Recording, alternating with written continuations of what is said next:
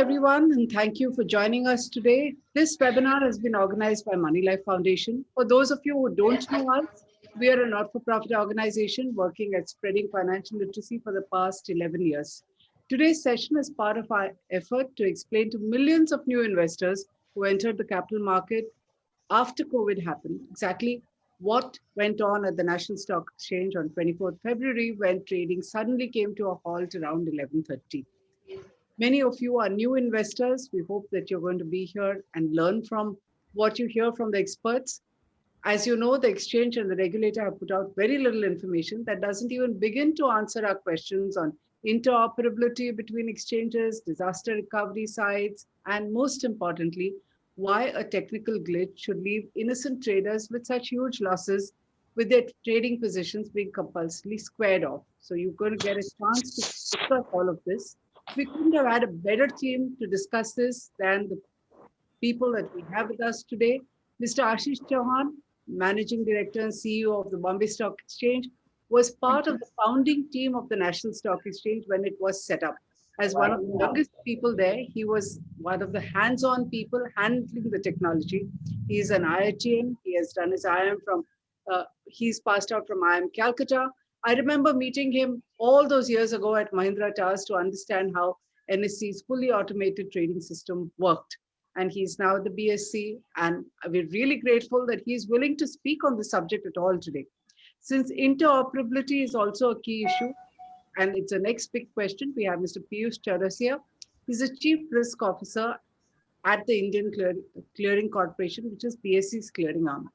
The session will be followed by a moderated discussion with Mr. Umesh Jain, who's a hardcore techie, also an IITian, former Chief Technology Officer at the NSE, and one of the people who made things happen over there. He has actually worked on NSE's disaster recovery site, cranked it up after 5 years of silence, and knows exactly what goes on at the DR. Debashish Basu, our editor and publisher at Money Life, will be moderating this discussion. There'll be an open session at the end where you can ask your questions. This session is going to be recorded, and the recording will be available on Money Life TV on YouTube. Let me really thank all our speakers for agreeing to speak on this difficult subject where some people are actually reluctant to talk. Remember, this is the 10th time we've had what is called a glitch, but frankly, an outage of the kind that we had is not a minor glitch, and it's happened 10 times in 4 years.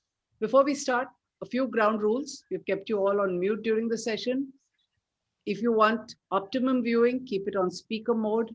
You may also want to switch off your cameras to protect your privacy. Use the raised hand button during the Q&A if you have a question to ask. If you have any comments or observations, please put them on general chat so that we are able to respond. With these few words, I welcome Ashish Chauhan again and hand over the session to him. Thank you, madam. It's an honor to be speaking at this event. I think I've spoken as a host or a co-host or a person who provides the venue in some of your events. But this is the first time I think I'm speaking as a person who has been invited to speak on this. So I think the issue was, as you rightly said, on February 24th, the markets on our competing exchange went down. And it was assumed that the disaster recovery framework that will take over or kick in, and in few minutes or few hours, things will start trading from another side.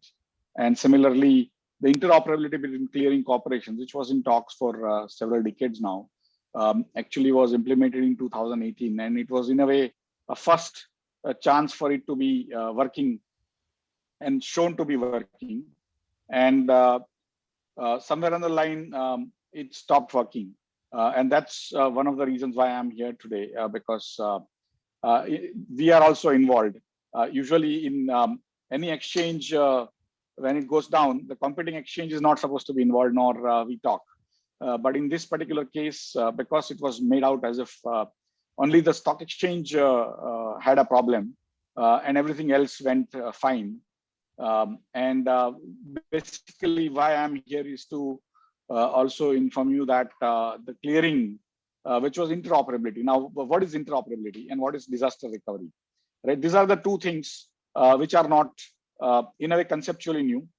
Disaster recovery is something where in IT systems, even in physical systems, you have a disaster and you can take over the operations from another place. It's also part of what we call business continuity planning, BCP.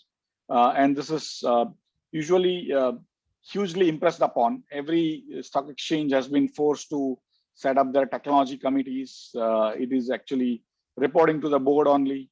And the board has to go through every year the audits, the systems audits on BCP, as well as on disaster recovery site, as well as on all the other systems pretty much every year. And all the issues that have been found by the audit have to be answered in a way, at least morally, by the board to SEBI and things like that, right? So it's a very important subject. And even I recall in 97, 98, when I was in NSE, we had a disaster recovery site in Pune, in I think Mantri building, if I recall correctly.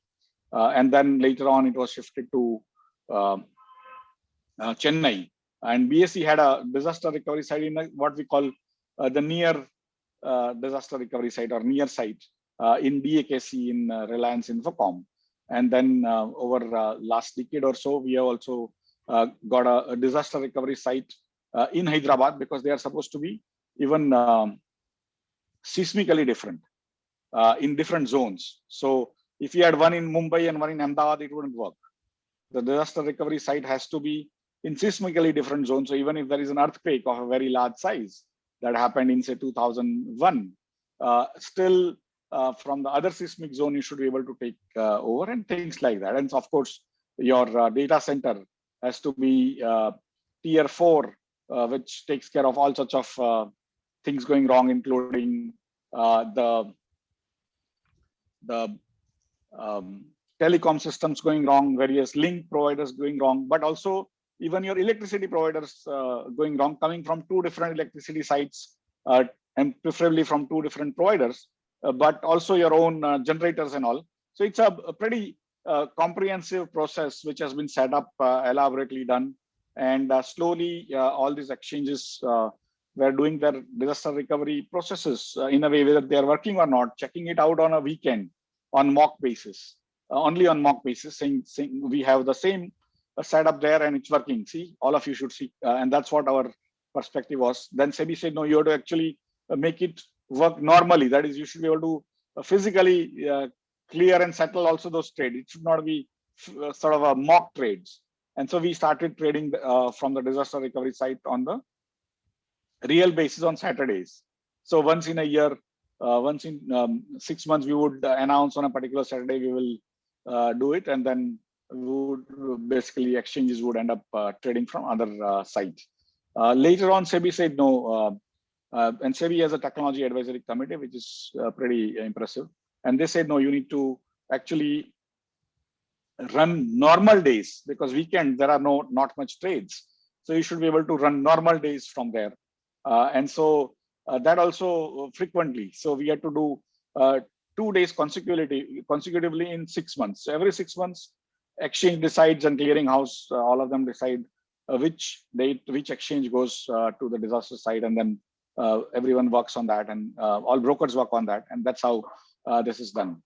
Today's technology actually provides you to real-time replicate data. So it's not that any data, probably few milliseconds you may lose out, but otherwise pretty much the entire data is replicated in what we call near DR site as well as in the far DR site, both continuously, simultaneously, independently, and on what we call async basis, asynchronous basis. That is, in synchronous, what we are currently interacting is synchronous. I am speaking, you are listening. I can see some of you nodding your heads and things like that. That is synchronous. But once this is recorded and Money Life Foundation puts it on the YouTube, then it is asynchronous. I have spoken few minutes or few hours before, and you would be able to still see it. And that is what we call asynchronous. Why asynchronous is important is that in case the data is not able to be committed into the far site or near DR site, but it's committed into your database. What happens is we match the trades usually not in databases. We match in memory because the speed with which you trade, I'm getting a little more technical, but that is just to give you the complexity of the problem and how these things are achieved. So what happens is when the orders come in to any exchange today, pretty much most of the exchanges, orders are taken into memory and the order books are prepared in the memory. And so the RAM, as all of you know, RAM, random access memory in the equivalent, is very, very large for exchanges. And so they are able to give you very good speed. And once the trade happens, parallelly, all the orders are written into the disk, into the database. Similarly, all the trades are written into the disk. So later on, if you have to replay your market, you should be able to take all what is recorded and replay that. And of course, you should be able to do audit trail and so on and so forth. But once you report into your database, the same database is replicated using very sophisticated tools into the near DR site, as well as into the far DR site. And if it is sync, for example, and if I wait for other three databases to say confirm, otherwise I will wait, then there is a possibility that one link breaks and I will have to break the entire chain, and then the market starts having queues, which sometimes overflow because the RAM gets filled. So that's broadly, it's like a water tank, from one water bucket, you're sending the water into another bucket, and somewhere in between the tube gets sort of blocked, then the process gets blocked. So that's how we don't want it to be blocked. So we have several queues moving simultaneously. And usually there is a difference of what we call the distance between the production database and the, say, our Hyderabad database. So if Hyderabad is, say, 700 kilometers from here, then if it takes 3 lakh kilometers per second for the data to travel, because that's the travel speed of light, and actually we interact at that speed of light. So and plus, of course, there are hops of switches and all, so you add a little more, and so few microseconds or a maximum of millisecond or two is when the data reaches Hyderabad, and then it gets recorded there into database. So few more milliseconds, but you also don't want to lose out what is in the pipeline. You don't want to lose what is in the pipeline, even if the pipeline breaks on the source side. So you also do a lot of sophisticated equipments to ensure that what is in the pipeline doesn't get lost, and that's where we call publish subscribe mechanism, where there is a different software which takes data from the publishing system, which is the production system in this case, and takes it into the recipient systems, that is the disaster recovery or near DR sites, and puts it in. So that's broadly the way the DR data, because what we worry about when we have to start from DR is our database consistencies. If I have 10,000 records in the production system, and I have 9,999 records in the disaster recovery center, then I have a 1K mismatch. And that 1K mismatch I can live with if it's a part of our design. Or I have to say, no, I have to figure out that 10,000th thing. And then when things go down, I check both the databases, reconcile, and add that one part. So that's broadly the way the data reconciliation. And once the data happens, the disaster recovery site is also having full replication. So all servers here are there exactly the same way. All brokers, terminals, or their softwares, APIs are pointing to both the systems. So in case the system closes down, the second system straight away takes over. So that's how we test in mock and stuff. So that's as simple as that. From the perspective of the user side, it may be very complex in implementation, but the users, it's pretty easy for them to, they just log out and log into the DR site, and that's how it works. If the database is in sync, and that has to be synced not only for the trading part, but also clearing settlement, which is also risk management, also index, because index is actually about what gets traded. So index again doesn't have to have past data as much as what it wants is the current data, so it can calculate the current index, at this moment or next moment, and so on and so forth. And those are the pretty much more important systems. Other systems like accounts, broker management, listing, those are not that important for the real-time working of the exchanges, because many times we think like BSE would have 100 different softwares, but the softwares which are important are probably 5-6 for the real-time sort of acting or real-time working for all brokers and all news vendors and everything else. So that's basically the DR technical part of it. I'm sure Umesh also will have some more views on that. The second part is on the interoperability. That in case you trade in one exchange, I mean, buy in, say, Reliance in one exchange and sell in another exchange, earlier, you have to pay double the margins. You have to do settlement twice. And those were very tough ways, because you were actually net zero in your position. And what you had to give was only the differential. And so we were, as a society or as a capital market system, we were using your money inefficiently. And this was pointed out to sort of regulators for many decades now by everyone, that across the world there is interoperability, and why we are not having. Europe has already gone, and many other countries. Of course, what happens is the monopoly exchanges try to resist it, and the sort of challenger tries to push for it, because they hope that they are going to get more data and more orders, because people can actually net off their positions between two exchanges and things like that. But it can also have other repercussions, that the monopoly exchange ends up getting more data than it was getting before. And it can also frighten other people if they want, from not trading on the smaller exchange and things like that. So sometimes you may do things for betterment, but it may end up giving more power to even larger monopoly creation and stuff like that, right? So those are the outcomes sometimes that happens. But in terms of overall interoperability framework, it is very simple, that you can trade on any exchange, and it was implemented in 2018. So it's not new. But most brokers in India are not even aware whether their systems are actually doing interoperability or real time or not. End of the day is different from real time. So you can say, I'm buying Reliance in BSE, selling in NSE. Real time, if you're getting what I call set off and net position as zero, then you are doing real time. Most brokers who are what I call very forward looking, very automated, the best of best, they do end of day to day. That is what they've reached, because the vendors are not ready in 3 years. And in a sense, one exchange is not interested. So somewhere on the line, put together, when this 24th February happened, we were waiting for order flows and all the other details to come in.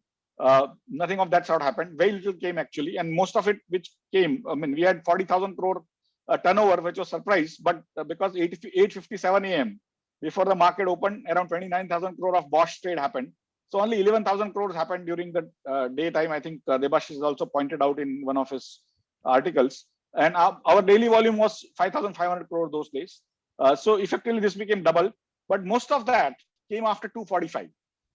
The remaining portion came after 2:45 when the brokers started squaring off their positions. And it has been told to many investors, which is also surprising. And many investors actually firmly believe that even if they're buying 100 shares or 1,000 shares, it is better for them to go to the most liquid exchange. It's like saying that if you were to buy, say, 10 kilo of rice or 10 kilo of gross sort of wheat, instead of going to your grocer, you should go to Food Corporation of India's warehouse. Ultimately, you are only buying 10 kilos. Whether you buy on BSE or NSE doesn't matter at all. Many of them also think that if they buy BSE, I mean Reliance on BSE, they will get less dividend.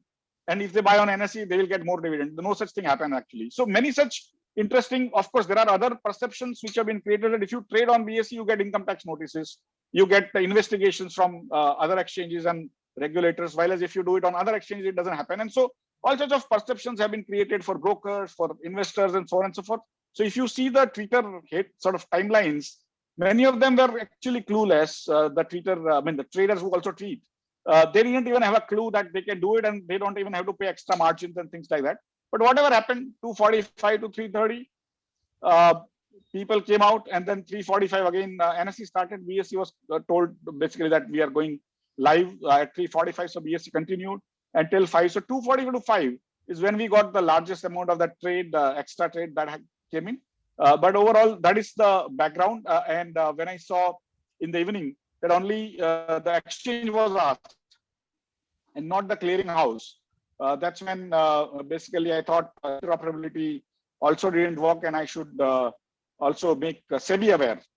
That's where I wrote to them next day, because my board members also pointed out that how come you did not have the volumes that are being claimed. And so I had to write to SEBI saying, please look into this. And so that's where the current debate on interoperabilities. But I think I have taken longer time than I thought I would in starting this session. But I mean, I'm available for watching the panel as well as listening to other speakers also. I hope this is useful and not very, very technical for most users. Thank you. Thank you, Ashish. We're going to look forward to a lot more from you. You've kept it really, really brief to start with, but I think we're going to have some more technical explanations about interoperability from Mr. Piyush Chaurasia, Chief Risk Officer of the Indian Clearing Corporation Limited. May I hand over to you, Piyush? Thanks, Sucheta. I will start off continuing from where Ashish left off. So interoperability is something which SEBI introduced the concept in 2018. And that was also in some way a response to creating more resiliency in the market. That if any MII goes down, any exchange or clearing corporation, the entire market does not come to a standstill. That they are able to scale off their positions, ensure that their risk is completely hedged. So all of these things were something which was the intention behind implementing interoperability. Now, after implementing interoperability, one of the things which was not supposed to happen is that one single MII going down results into a multiple link failure. Now, as Ashish mentioned, what interoperability means in nutshell is that suppose I buy any stock or any even a derivative contract for that matter on exchange 1, and then I take a offsetting position on exchange 2. Earlier, what used to happen was, because the clearing corporations associated with BSE and NSE used to be different and independent of each other, one had to pay double the margin and one had to also do double the delivery. So for instance, if I buy and sell on the same exchange, it is an intraday trade, right? So I don't have to make delivery of the share. So I don't have to worry about whether I even own that share or not. But if one were to try to do an arbitrage between multiple exchanges, then it would not work in the past, because I had to first do the delivery of shares and money in clearing corp 1 of exchange 1, and then take the delivery of share or money in clearing corp 2 of exchange 2. So funds, maybe it was still okay if you are first selling and then buying, because funds are kind of fungible. But if you wanted to do with stocks, it would not work, right? So because stocks are not fungible, no one will lend you stocks.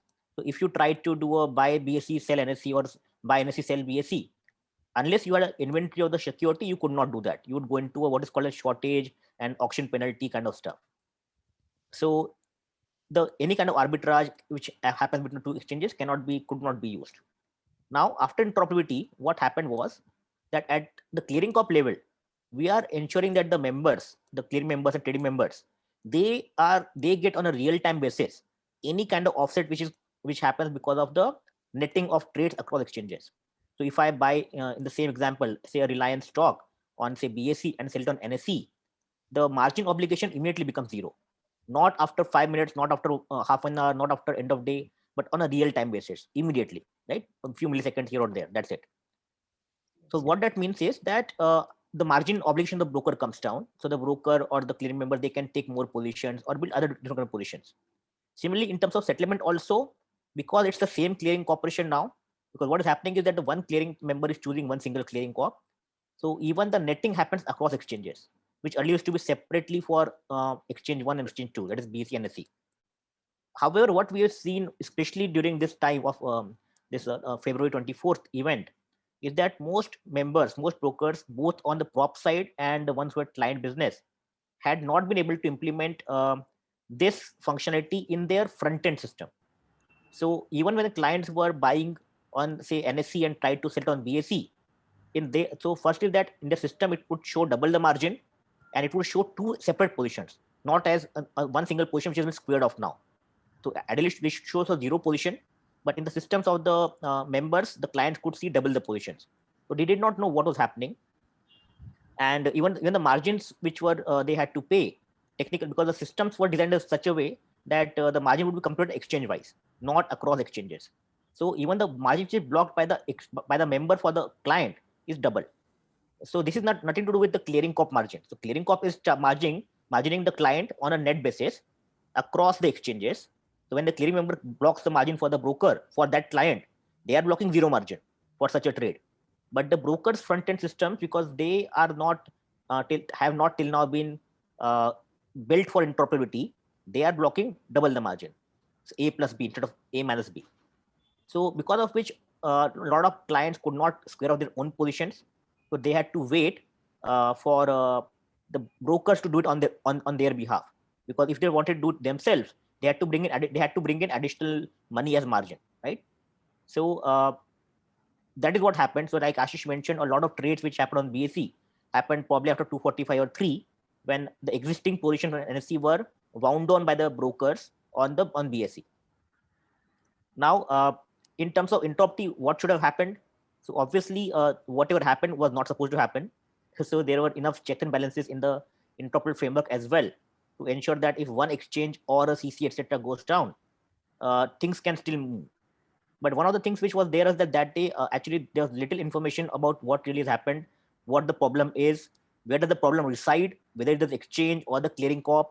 None of these things was known at that time, and even as we speak, not much is known even as of now. Though we have now a little bit more information than we had on that day or even the day after.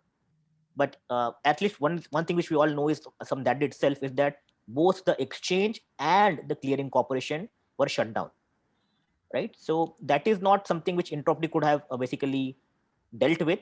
Interoperability could have dealt with one exchange going down or one clearing corp going down.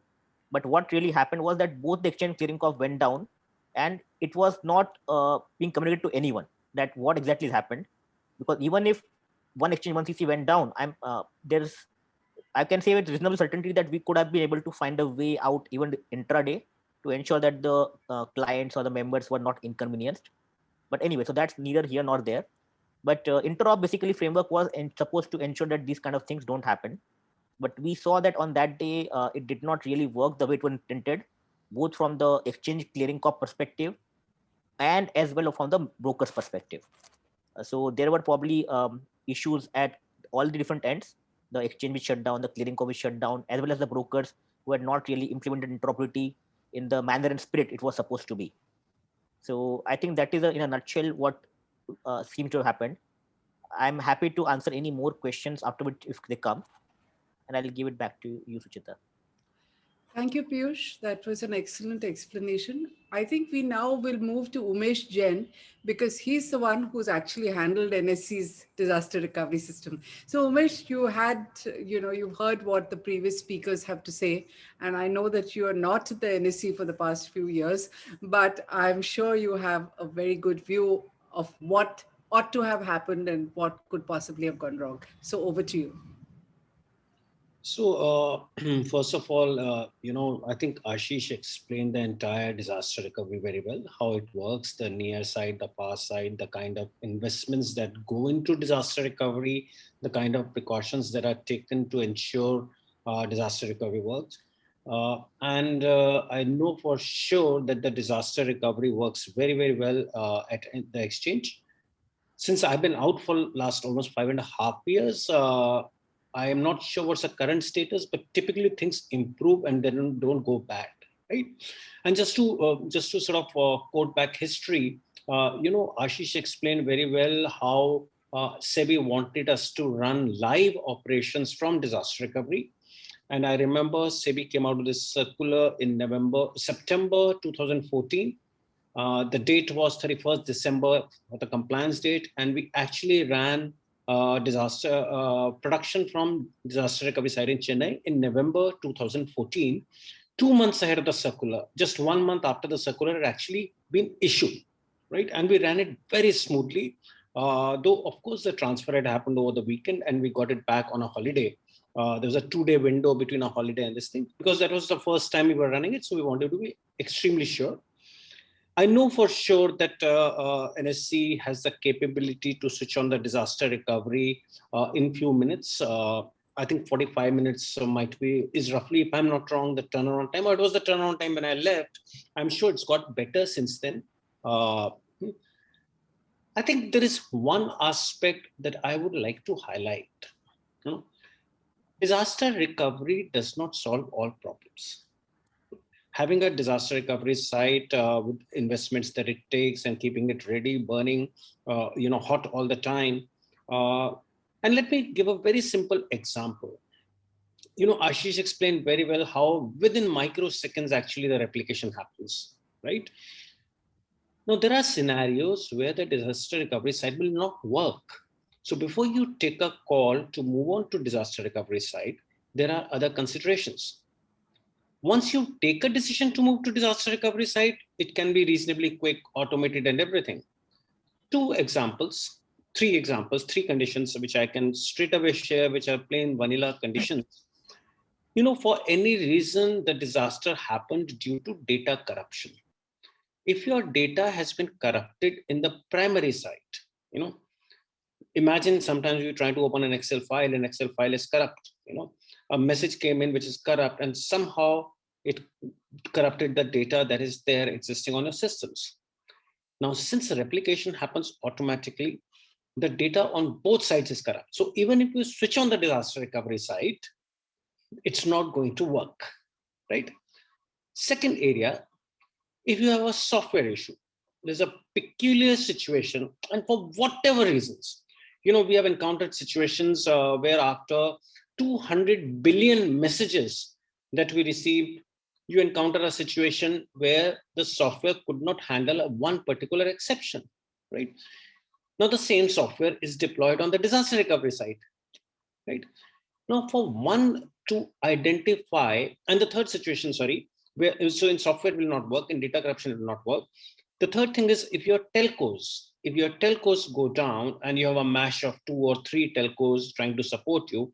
In this specific case, what I have read in the public domain is that there were 2 telcos which are giving problems. So if telcos are giving problems, then whether you are connected to the main exchange or whether you're connected to the disaster recovery site, if the magnitude of the telco problem is of that order, then again, it might not work. Even your replication might not have worked if your telcos have given problems, right?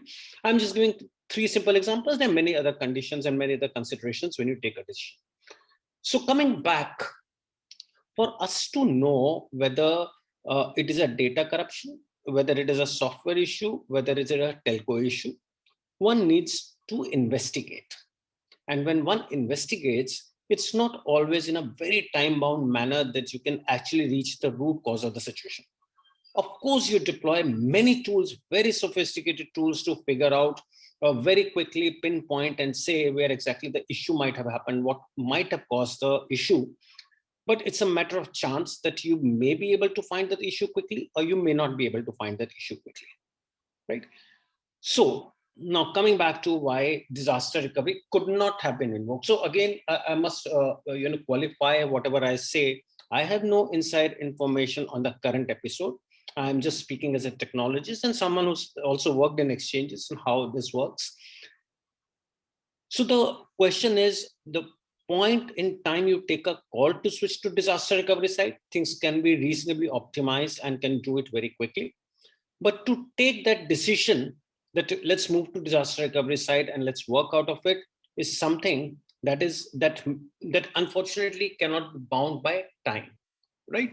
And I don't know what happened that day and what were the reasons why disaster recovery was not invoked. What I'm reasonably sure is if they have found out that disaster recovery will work under the given circumstances, then that would have been invoked and it would have been a very easy and quick migration. I'm reasonably sure that's the case, right?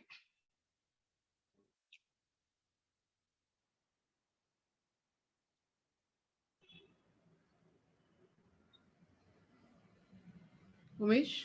Yeah. Is that all, or? That's all on the disaster recovery of why possibly it was not invoked. And if there's more information available, maybe we can discuss that.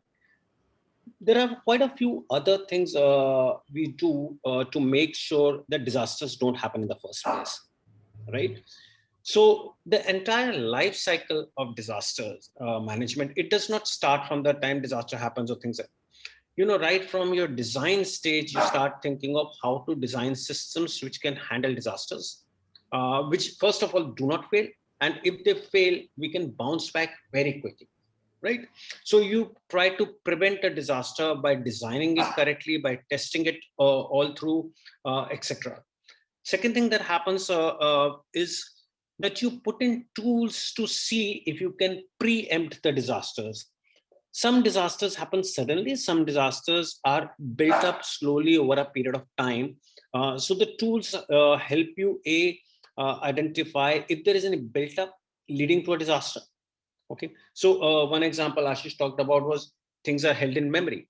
So it can happen that the memory leakage, technically something called a memory leakage happens, and at some point in time memory will burst or memory will hit a ceiling. So these kind of monitoring tools help you preempt such disasters. And then there are tools which actually react to the disaster and tell you disaster has happened and where exactly the disaster has happened, right? So, and once the disasters happen, then you start where the disasters happen, then you start investigating why the disasters happen, right? And you start fixing it or moving to a DR side, right? So it's a very, very long, all through the life cycle of the product, etc. You look at how we can prevent the disaster, how we can preempt the disaster, and in case the disaster happens, then how we can bounce back very quickly. Having said that, I think interoperability, I'll not speak much because I don't know much of how it is implemented. I understand the concept of interoperability of trying to have a single margin, but actual implementation happened much after. So I'm not very sure how exactly it's implemented technically. There's just one point I want to add here. I think whatever any exchange does, today it has happened in NSE, tomorrow it can happen in BSE. Whatever any exchange does, I think one thing we need to keep in mind is that these disasters will happen. Okay, there is nothing that can prevent such disasters from happening. The more precautions we take, the more money we throw in, the more people and processes we throw in, will possibly reduce the chances of these disasters happening. But eventually, sooner or later, another one will happen, and it can happen anywhere. Right? IOSCO, which is the kind of a global federation of regulators, has also talked about the situation that disasters will happen, and exchanges as well as the regulators need to have very clear directions on what happens if the disaster happens, how the market is going to deal with it. So if the exchange is shut down, then exactly what are the communications that need to go out? Like we know, when the exchanges are shut down, typically the other exchanges also shut down, in sync with the other. Similarly, both exchanges come up together. But even if it's a one exchange scenario, two exchange or three exchange scenario, the point is if the exchange shuts down, if the exchange shuts down at certain time, then what are the exact rules by which the issue will be resolved outside of the system, or till the system comes up, etc. What will be the standard? So having those rules is very important. Just to give you one example, when we talk about, for example, a fat finger error in NK kind of scenario, what happens if the index crosses 10% threshold? Are there rules to say what will happen and which trades will be rolled back, annulled, etc.? So I think it is very important to have methods, rules by which such situations can be handled. And we need to learn from issues that have happened globally in India or anywhere else in the world, and sort of draft rules around those situations, that if such situation happens, how are the markets going to handle it? These rules need to be made transparent. And what I heard from Piyush, some of these rules also need to be implemented on broker systems consistently, because when he talked about interoperability, one aspect of the issue that I understood is brokers had not really implemented interoperability on their systems, so clients were to suffer. So as a first level of regulator for the brokers, how do we also ensure that these are being taken care of and the communication is transparent, whatever it is, whether it's going to take 4 hours, 6 hours, 8 hours, and correspondingly, how will our clearing systems behave, how will our settlement systems behave, the payments, the margins, there are many other dependencies. So the rules need to be framed and communicated very transparently. All clients, customers, traders, investors need to be made aware of those rules. So that is the last point I wanted to make. So much, Umesh. I think all the three speakers have raised a lot of issues, which beg so many questions. So over to you, Devashish. I'm sure you're ready to go. Once again, thanks everybody for Umesh, Ashish, as well as Piyush for giving us a very clear and a complete picture of what is supposed to happen. I will start by asking both Umesh as well as Ashish referring to a SEBI circular which came out in 2019, which was all about disaster recovery and business continuity plans and what should happen. And if a plain reading of that circular shows that SEBI is absolutely clear that there is no room for ambiguity. It has to be in the strictest possible terms. Now, the various things that Umesh talked about is how it can fail, but the SEBI does not seem to understand that it could possibly fail because, for instance, it says that the near site should ensure zero data loss, all right? And depositories should also ensure zero data loss. Now, is that a desirable objective or it's an actually a practical, target one can reach for? Given that Umesh says that, well, there are such situations where it may not work. That's one question. There are some definitional things. I think if we can go a little bit deeper into it, the circular also talks about the market infrastructure institution shall have recovery time objective and recovery point objective of 4.5 hours. Now, what is that? Can Ashish or Umesh explain that? So we'll start with just these two questions. One is that zero data loss for near site. And if NSE had a near site, why didn't that start with zero data loss as is SEBI's objective? And what is this RTO and RPO and how that these two things are supposed to act? And why is it 4.5 hours? And how does that work? Umesh? Okay. So 2-3 things. Zero data loss is not something new. SEBI might have, I have not seen the circular, I must say that, but SEBI might have come out with this circular. NSE bought a zero data loss system way back in 2010. Okay, and I'm reasonably sure BSE also would be having the same, especially if there's a circular, they must be having the same. So now when we talk about a zero data loss, it's a reasonably expensive value proposition. Now my personal view is, sometimes we also, sort of invent a gravity defying pen for something that could have been done with a pencil, right? Because zero data loss systems, I think largely Hitachis and IBMs of the world make lots of money on that. Do market players really benefit out of it? I am not 100% sure. If we can have very clear and transparent rules saying if a disaster happened at some point in time, which is the point in time up to which the trades will be honored, and after that point in time, the trades will not be honored. I think it could have been addressed with some of the very simpler rules rather than make the technology very complex. So from that perspective, exchanges have implemented it. I know for sure NSE has implemented it. Now, again, coming to your question, and zero data loss largely works on a near side DR concept. So to that extent, the near side DR always existed. Now, again, to answer your question, why it was not invoked, it is exactly the same issue. If it was something to do with, let's say, data corruption, then whether it is near side DR or far side DR, nothing will work. If it is to do with software corruption, again, nothing will work. If it is to do with telco failure, possibly it has not even reached the near side DR. It is lying in some on-site storage and still not, Ashish talked about the asynchronous kind of replication. While under normal circumstances, it's almost synchronous. It's few microseconds, but there's a possibility if telco is the issue, then that also would not have worked, right?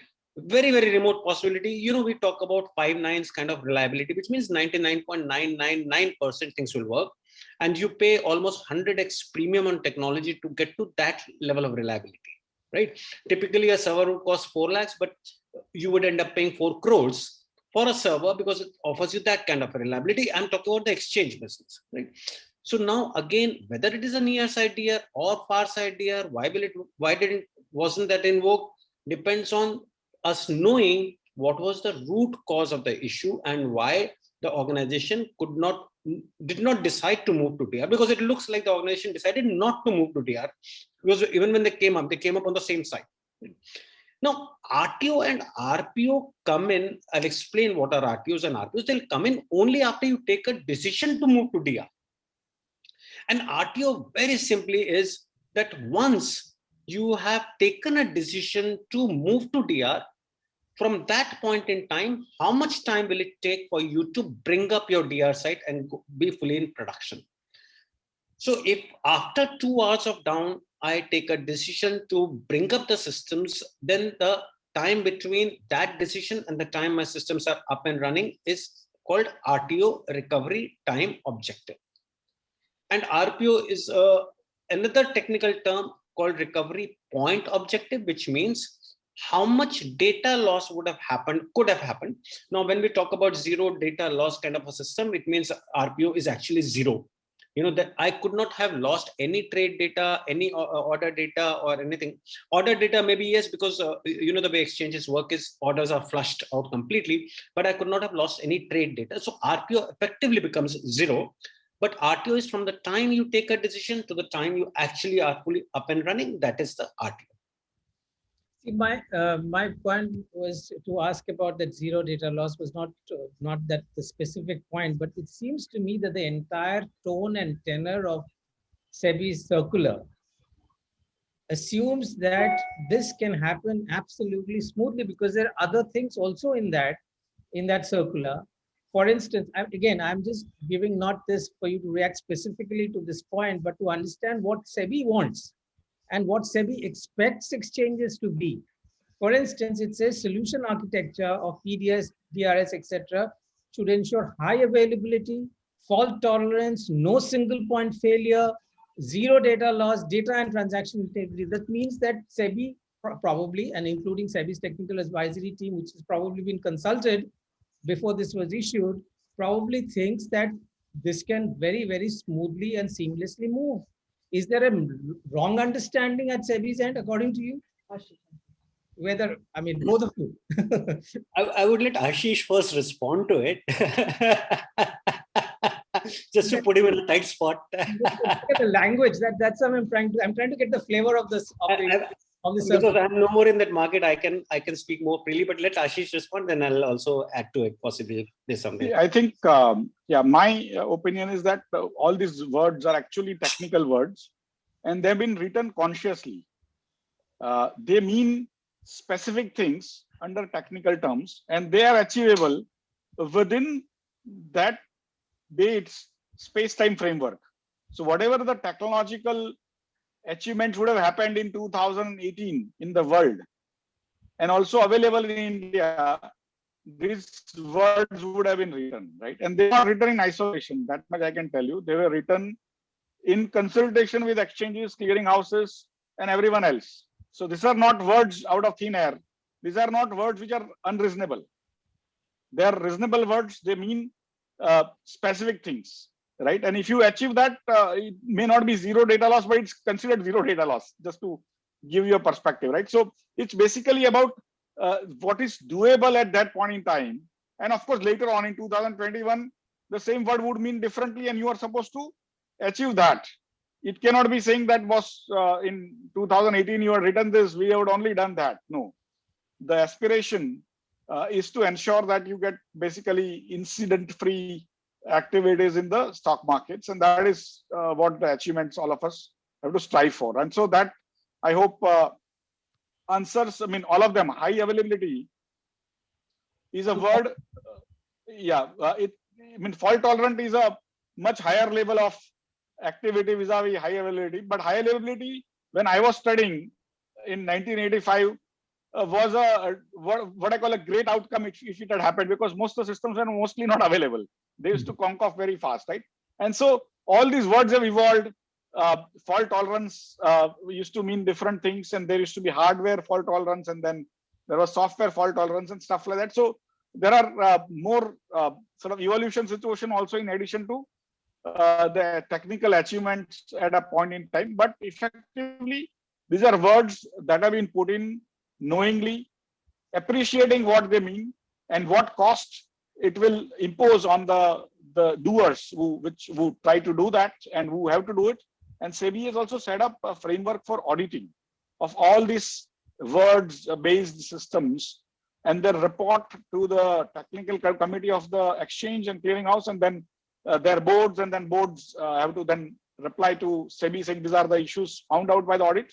And of course, there are fines and penalties and all. So it's not a word written for the sake of it, just to impress one's own self or somebody else, right? It's actually, it means things, this is doable. There are processes, they are measured, they are audited, and work happens on that pretty much continuously, right? So just I wanted to take away any perception which we may create.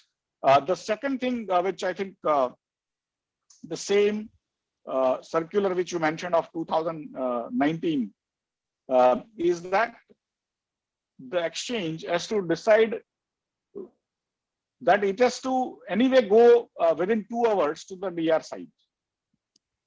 So they have to go in, I mean, if they can't revive the site, production site from there and then within 2 hours, you have to go to the DR site. That is, I don't see a choice, at least in those words there.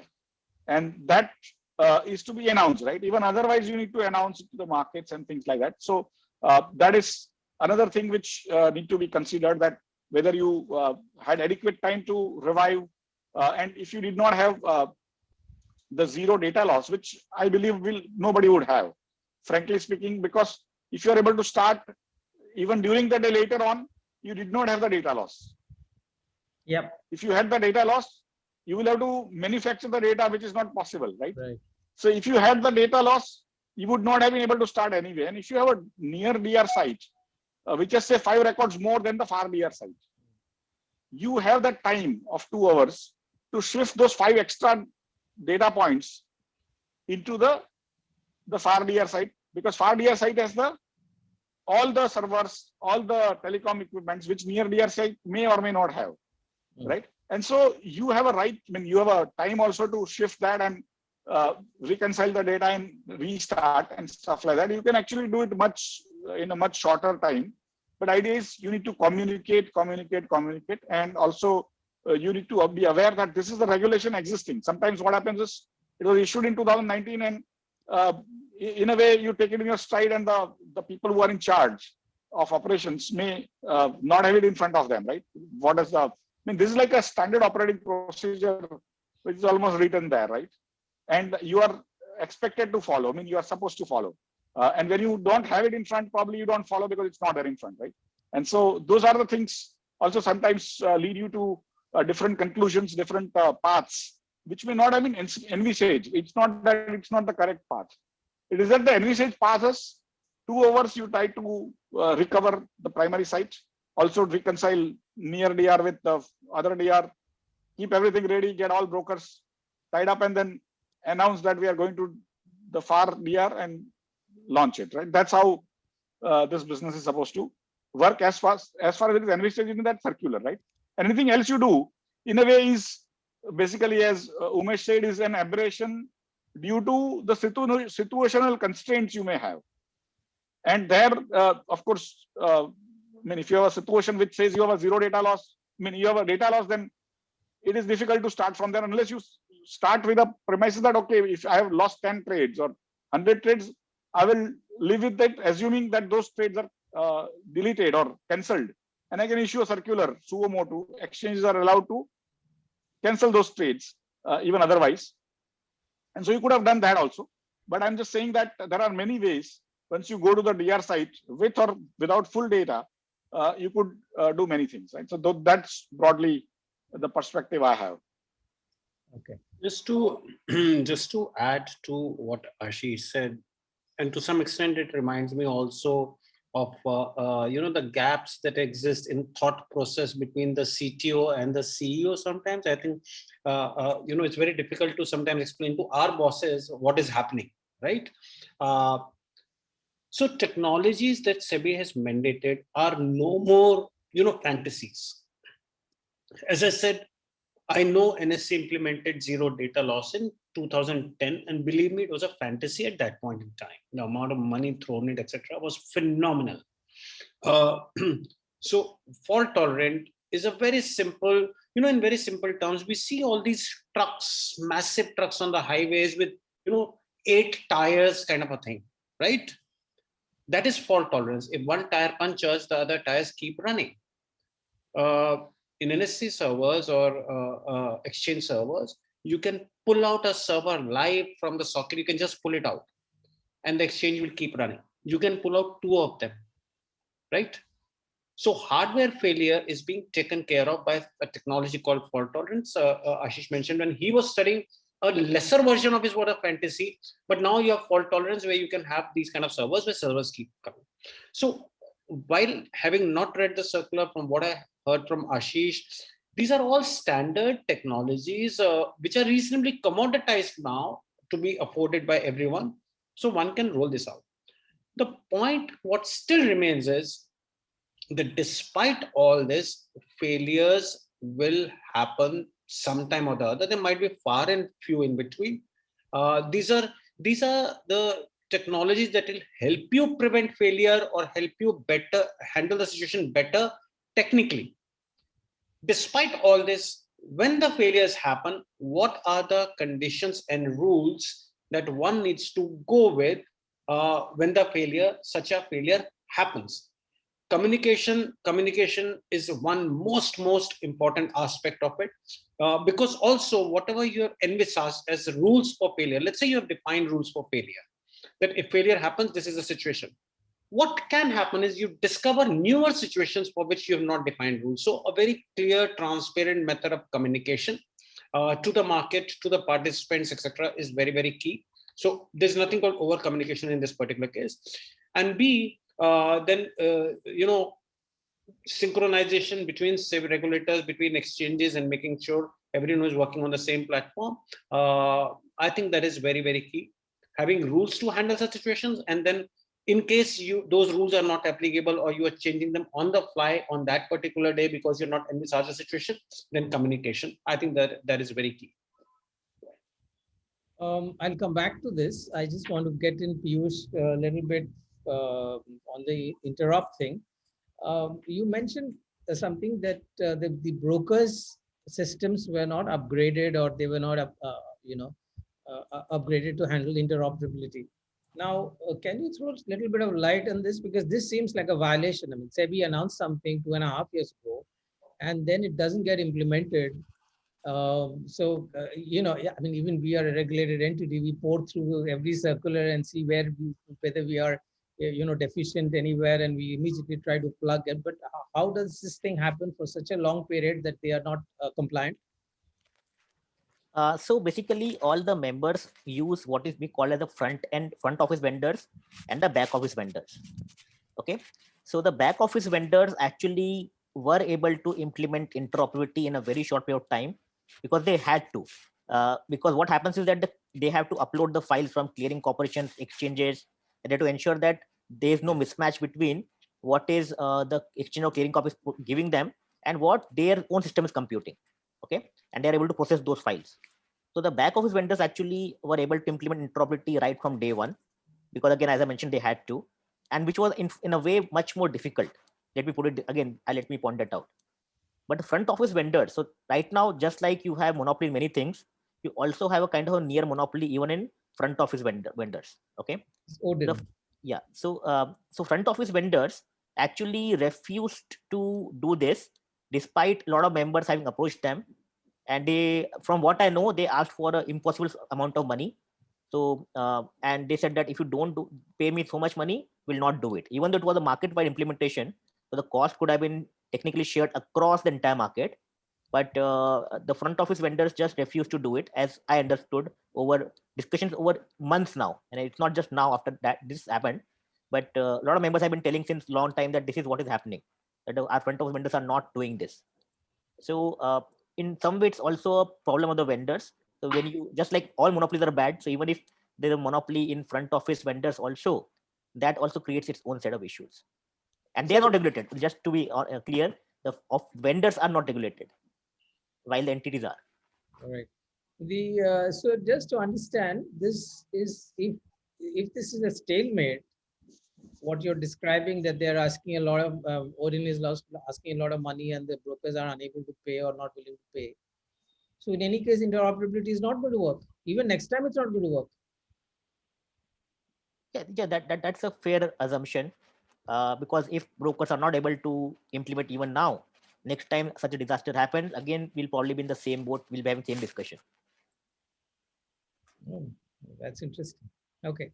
So, And in a way, what I would like to add is, if the largest exchange doesn't want it, in any way, vendors don't want it. Brokers also don't want basically go for new money or extra little, even if they push SEBI and go through that, because SEBI has an ability to have even vendors behave, right? BSE clearly doesn't have that ability, because BSE is not so that large to push for it, right? So it is doable.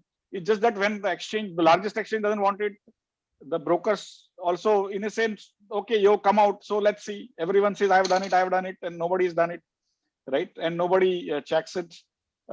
Nothing happens to them if they don't comply with those regulations. Then it will continue. That's how I see that.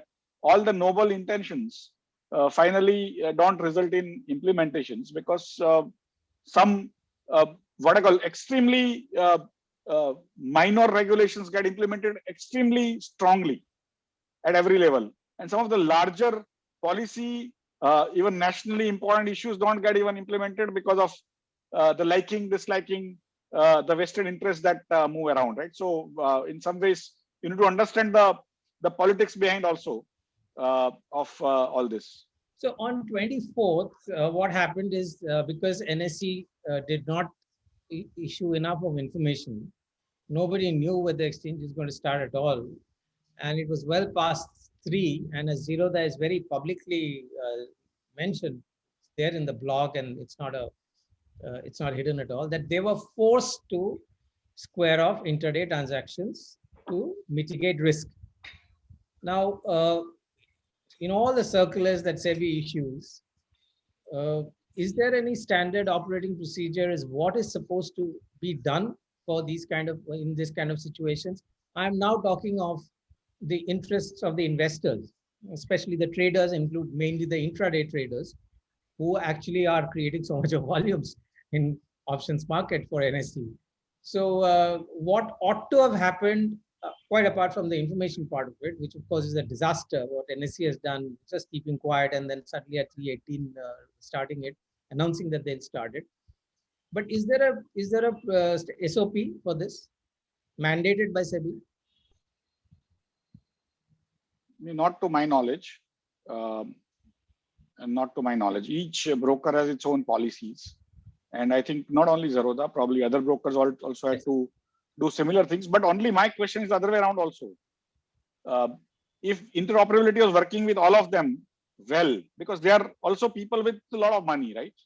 And the issue which Piyush mentioned about vendors asking for money does not touch many of these large brokers, right?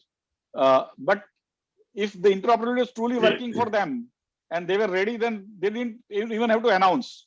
They can do it every day, right? It's not that they have to do on a particular circumstance, because the trades get sort of nullified, right, against each other, as if you have traded on the single exchange. And that's where I still believe many of them are not fully ready, because it's the vendor part is for smaller brokers. Because they depend on particular vendor and they are helpless to move away.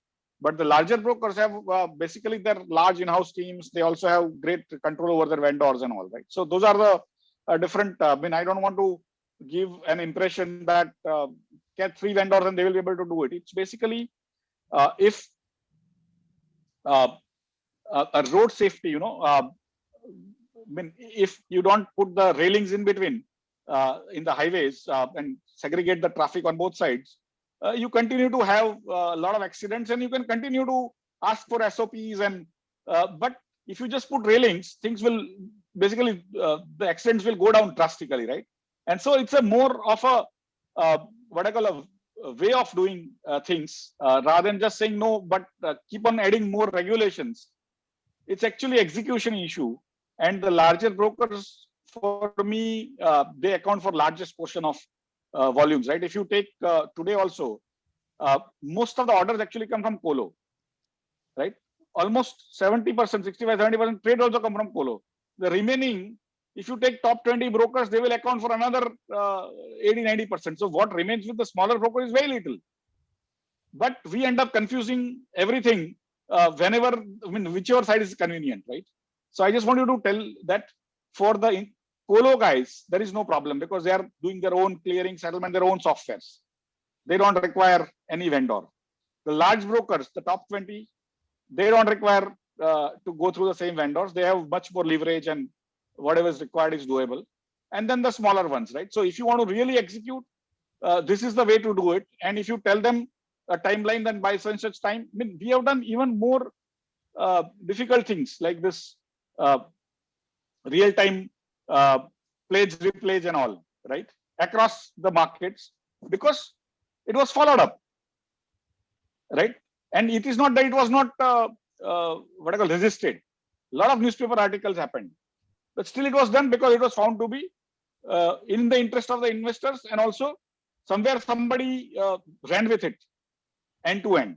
In this case, the ball got dropped, and in a way, now that it has happened, I hope the ball gets picked up again, and some timeline for different types of people come in, and it is monitored and executed, right? I'm just, I just want to add, I'm a little surprised if there's a compliance requirement, the ball doesn't really get dropped or get hijacked by, private interests, etc. It's compliance is a compliance is a compliance. And, between the colo guys, the volumes that Ashish talked about, between the colo guys and the large brokers, if we are able to handle that, that would mitigate, if not eliminate, the major risk. So I think, to me, it is a simple compliance issue that needs to be enforced, and exchanges are the frontline regulators to some extent, and SEBI, of course, is the overarching regulator. So I think it's a responsibility of both exchanges, 3 exchanges. Yeah, just to give you another perspective, to Umesh's perspective, that compliance is a compliance. It's not true. Some compliances are more important, and some compliances are less important from the compliance perspective, right? For example, for the example, even when SEBI was made, you go through the regulations, it says the broker is responsible to give you the best price, best available price, which means across the stock exchanges to its investors. It has never been done that way. Never complied with. Let me put it. Nobody has put in place that process, saying that when you inspect, investigate, daily check, this is how you need to do it. And if it is not done, what is the fine? Otherwise, it is a basically fairy tale make-believe world in which we have the best regulations, better than the best in the world. But everyone basically goes through it with impunity, that I don't have to do it because nobody checks, right? And that's why I'm saying it may look like compliance issue. How is it none of us remember that? No regulator is remembering, no exchange is remembering. Of course, I do, we do, but we are too small to even, no broker, no investor is asking for that, right? And when investor asks, they are saying no, but this is the exchange, this is the Food Corporation of India. Everyone has to buy that 1 kilo of wheat also from Food Corporation. So that's how these things work, right? And slowly it becomes a truism, right? It may be non-compliant, but true. You try to comply, you are the outlier and you get thrown out, right? That is how all this happens. I would tend to agree with that, because I think Umesh is saying what he would have done, which is be fully compliant if he was. I mean, there are other people in the system who behave differently, and we have to take that into account. That's the reality. In fact, the history of NSE, the recent history of NSE on many issues, including key management persons, this, that, all are part of there are gross violations of SEBI's laid down rules, and we know that how it went. So I want to ask another question on this, on the DR itself. There are actually drills and live switchovers to. So to get a sense, Ashish, is this done regularly? I mean, for instance, when did you do it last? In the last twice a year, I think it's supposed to be done. And when did? Yeah, we do it regularly. Last date I don't recall, but it would be probably in last few months, because even during the COVID, we have done fully. Okay. All mocks have to be done pretty much every week. We do that. All the lives have to be done, and that's a routine process. There is no stoppage there. The other question I had was that, I find it very surprising that in the elaborate circular, which I keep referring to because that's the really heart of the issue, the business continuity plan and the disaster recovery circular, the disaster, what is a disaster? It's a definitional issue. It's a fundamental issue, right? And I noticed that the definition of disaster is not with SEBI. The stock exchanges, clearing corporations, depositories, depending upon the line of businesses, shall decide the definition of disaster. So how is it that it's been left to MIIs to decide what is a disaster for something which is so critical, market-wide, almost like a public utility issue? You mentioned, which is the railings on the road or traffic signals. Philosophically, how is it that the players will decide their own disaster definition? Both of you. Yeah, Umesh. I really don't have an answer to that. No, but one thing I must tell you is this: 24th February is a disaster, even if you don't have a definition. Okay. No. That's the definition. I mean, it is a definite disaster, right? What is the If you think that is not a disaster, then I think pretty much nothing is a disaster after that, right? You know when you see it very clearly, right? Umesh, as a technology expert, who would necessarily have to rely on set of rules and definitions very, very strongly, because anything undefined can't be put into rules. Aren't you surprised? In terms of the definition, yes, but frankly, in spirit, you know what is a disaster. I always used to say, as a techie in NSC, I developed a sixth sense. Whatever you are doing, you're somewhere, you are actually watching the ticker from here. I don't know from where you're watching the ticker. Ticker stops moving, that's a disaster, right? Even if it's an issue with CNBC, the reality is it's a disaster if the ticker stops moving. Forget about the exchange. So, to be honest, that's why I'm saying the philosophical definition, the literal definition of disaster, I've not even bothered to think about it. And I don't know whether it exists in the document, so it does not exist in the document. I'm 100% sure in some policy document internally you'll find a definition. But the reality is, the risk management system cannot be going down, the index system cannot be going down, the trade management, and we're all, it's injected in your blood that it is 5 nines, 99.999% of the time system has to be up and running. No one says 100%. As I said, no one expects it to be 100%. No one believes it's possible to be 100%. You might add one more 9 with fault tolerant, with zero data loss. You might add one more 9. In some cases, you'll add one more 9 with a technology which is much more futuristic and much more expensive. In future, the technology becomes commodity. So it's, then SEBI will have it mandated that you have this because it's a commodity technology. I want to go back to one question which I was asked. I think on chat is that whether BSE wants to do it on cloud or not. The regulator, see, there are two types of clouds. Okay, what you hear as a cloud, Google Cloud or Microsoft Cloud or Amazon Cloud and all, they are what we call public clouds. Exchanges by regulations, we are not supposed to keep our data onto that cloud because of the security issues and data leakage issues and all. But we do work on private clouds. The same software which the Google uses, or similar software, I won't say same because they manufacture their own software also to manage their own clouds. We use similar softwares for many of our servers. And our fault tolerance, our high availability in BSE from long time, even in new system, is what I call software based, not hardware based. And so we have literally it's a private cloud, but we also use for many other non-critical system also private cloud. So that's broadly because the regulatory structures don't allow us to put trade data, other data, real-time matching. In fact, no other data except probably few non-critical stuff on cloud, like website and all those things. Everything else is done in BSC, but in our own cloud. If I may In just, many ways. if I may just technically, one aspect, if I may add color, Ashish covered the security aspect and the regulation aspect. The speed at which exchanges operate, microseconds kind of a speed, none of the public cloud anyway can offer that kind of a scale or speed. So for that kind of a scale and speed, you have to have technologies which are far more niche and faster technologies, which are not really a commodity cloud kind of technologies. So it's not possible to run exchanges on those kind of clouds. Right. You mentioned three ways in which the DR may or may not work, which is data loss and software issues and so on. I mean, you did not mention cyber attack.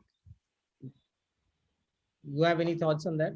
Would it have been a cyber attack given how slowly the system went down between 10:13 to 11:43?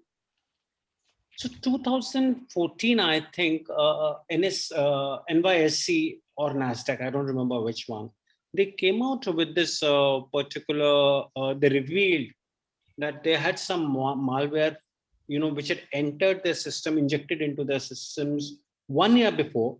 It had been residing in the systems, and I think that press release said that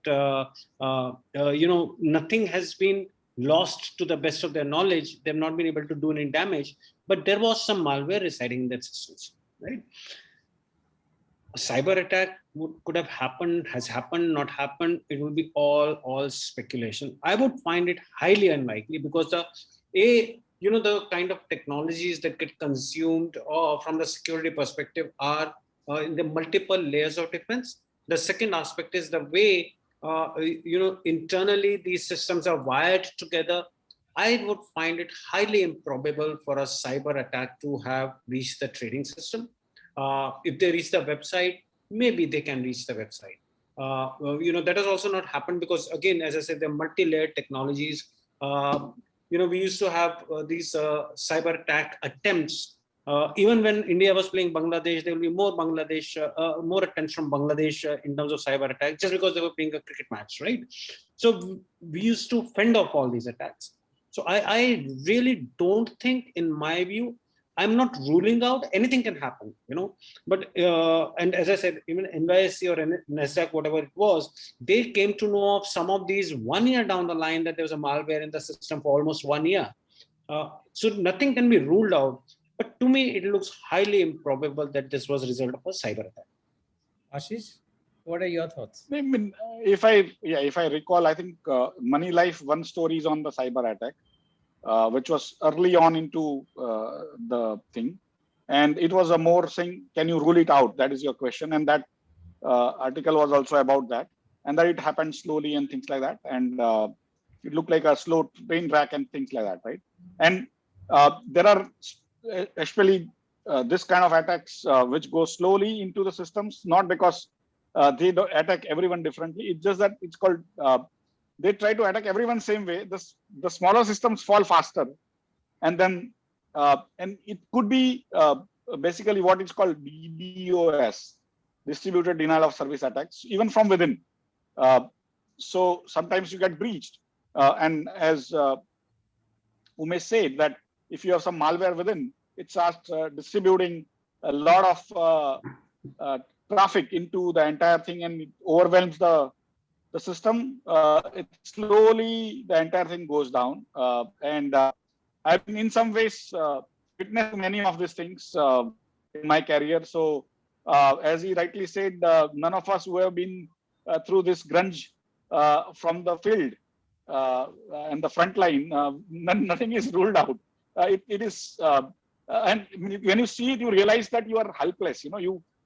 Many times I have taken out the plug so that the data doesn't get leaked and things like that, right? So, and many of us who work in IT for long have gone through this. Interestingly, more detailed report has come from Bloomberg yesterday or day before from Archana Chaudhary. I don't know whether you've gone through that. And Bloomberg, in a way, has said about the attack by Chinese on the the utilities like power and all, like in between Mumbai had a sort of a problem. And so Bloomberg report is also interesting. So in a way, what happens is all this chatter when somebody does this, that chatter starts getting heard in what we call dark net, and none of us, in a way, I don't go into that. I mean, probably if I were young, I would be roaming around there also, but now I don't do any such. I mean, just figuring out what is the chatter that is happening, whose data got stolen, all sorts of things happen. Even Indian entities, credit card data, and everything is available in different. You start hearing chatter, whether they are true, not true, is different, right? So there might be some chatter on all these things, and that's how the government agencies start catching them up, those chatters, and then they start making their hypothesis, they test out. And so it's not that we rule it out, but it's what I call highly difficult to achieve that kind of things. And at least I would keep my fingers crossed every day. When I go to sleep also, I kind of pray to God and wake up. First thing is to pray saying, boss, aaj nahi hona chahiye, right? And that is how precarious our life is. I mean, you can do whatever it takes, whatever money is to be spent, whatever precautions you need to take. But there are human problems, there are system problems, there are what you call zero-day situations where old bug which was not even seen before, or you change your hardware and suddenly that bug becomes active, or prominent, and things like that, which is nobody's. I mean, you don't even test for that, right? That when you go through thousands of tests when you change, millions literally, but you might not have tested in a combination with this hardware, this setting of jumper, and kind of this operating system version with this patch, and sometimes the hacker guy knows, and or the software which they have prepared ends up attacking you literally in incessantly, and sometimes it gets a way in and things like that. So I don't think it's doable as of now, whatever we have heard or whatever we have read or whatever little information that is in public domain. But since these two articles, there has been some worry on that. Can I just add one more point, just taking forward what Ashish said, because there's this dark, deep net where all this chatter happens. And, exchanges are part of what you call NCIIPC. So National Critical Information Infrastructure Protection Council. So a lot of these chatters, etc., are picked up by IB, RAW, NCIIPC. So there are various agencies. You also buy services of experts who are working in dark deep net, and they monitor continuously if there's any chatter about your organization, and that gets fed as soon as some noise starts there. That gets fed out back to your organization to take preventive action, corrective action. So I agree with Ashish that it is very highly unlikely. Let's hope that was not the case, but it can never be ruled out. Okay, very interestingly, the CEO of 63 Moons is with us. We welcome Mr. Samant, and if he can throw some light on what is the readiness of Odin Software, can we have him on the line?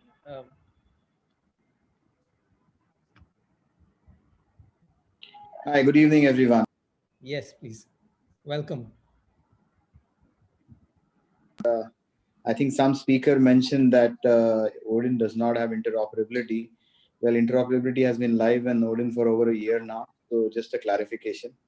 So that's where we stand. I hope everybody will make a note of that.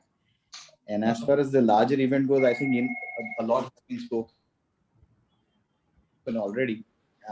But from our perspective, if there's one thing that, in having been in the business of running exchanges and also providing technology to the exchanges, I think I won't spend too much time on it, I'm sure, because I've joined a little late.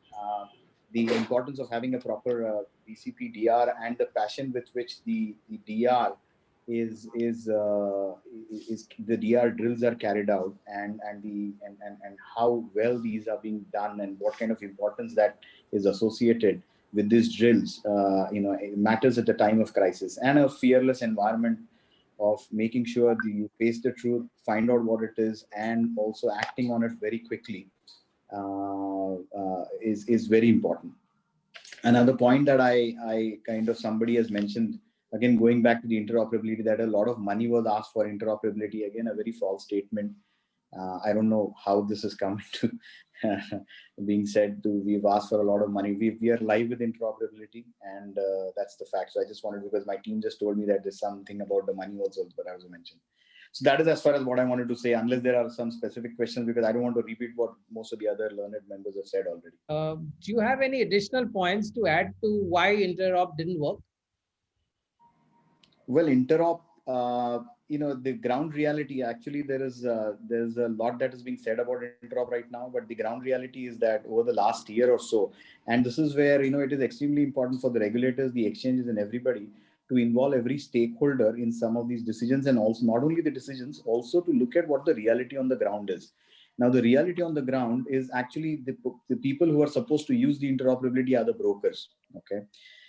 Since the interoperability was, kind of introduced, and, major providers like us and others went live, we immediately headed into the midst of all this entire pandemic. And with the pandemic, the thing that happened in the market is the volumes went through the roof. Now, when faced with a situation like this, and with, a lot of things that changes that happened over the last 1 year through the pandemic, most brokerages stayed away from doing anything, because the moment anybody has to go live with a new large feature, they have to do testing, they have to do, there are various changes to the risk management, so many other things, practices, so on and so forth. Largely the broking industry as a whole, tried to cope with, the volumes and stuff that they had to do, and, and all of that.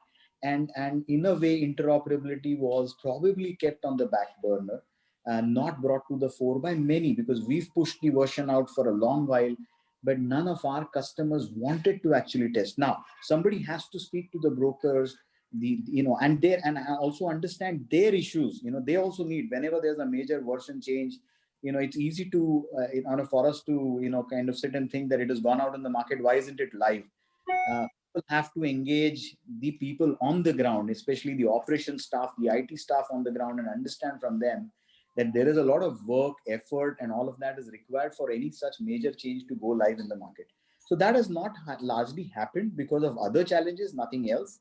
But I think this event has brought out the importance of doing that, and I'm sure people will pick that up now. Right. Thank you so much for the clarification. Yes, and Piyush want to respond to this? Sure. No, I'm quite sure that once into interoperability, I was told by a lot of members, because I was responsible for getting interoperability implemented for a lot of people. I was helping a lot of people with their also queries, back office vendor queries. A lot of members had told me months into implementation interoperability that the front end vendors had not yet gone live. So I would like to, and it would be good to know if I'm wrong, that when was the date when they went live for all the members. And also I was told that the money was being asked. Again, it was done for free. And again, I would like to apologize if it was done for free for all members, but it would be good to have that confirmation. Yes, it was a free upgrade. It was a regulatory change, and it was a free upgrade. And this has gone live somewhere around, I think, Feb, or even before Feb last year, around Jan last year, 2019. Yes, okay? but 8 months after Interop went live, then, right? 2020. Sorry? Yes, of course. I mean, it took us time. Of course, No, that's why months after the VAT, I was checking with them. I mentioned when you were probably not there that this conversation happened months before this event, not now. So I'm sure that your people can tell you that. I specifically mentioned that this is not a recent conversation. This is a conversation I had months before this event, and that time a lot of members. And I also just year to before this event, we are talking about just for yeah. Before this. So do you say, Samant, that all your members, all your customers are fully interoperable now? Or is it that you have given, but you don't know how many are live?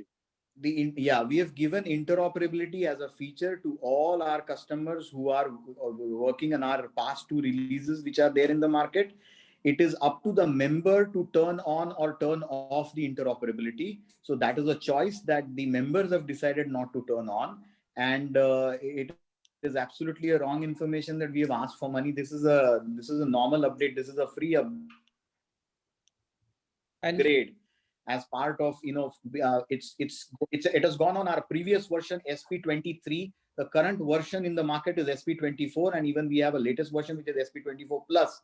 In all of this, and SP23 has been there for over 1.5 to 2 years now, and interoperability has been switched on, or rather provided in SP23 version for over a year now, more than a year. So what is your estimate? How many of the brokers have actually gone?